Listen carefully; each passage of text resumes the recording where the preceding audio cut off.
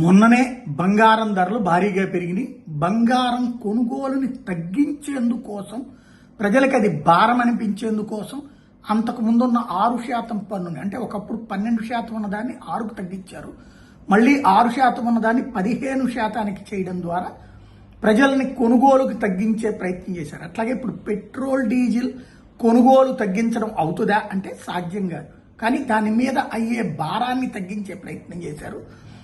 మొన్నటి నుంచి చెప్తూనే ఉన్నా నేను, ఎలక్షన్స్ అయ్యాక పెంచుతారు అన్నటువంటి. కాకపోతే ఒకేసారి పెంచకుండా దశల వారీగా అలవాటు చేస్తున్నారు.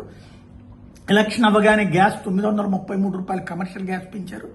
ఇప్పుడు పెట్రోల్ మీదన ₹3.11 పైసలు, డీజిల్ మీద ₹3.14 పెంచుతా నిర్ణయం తీసుకున్నారు.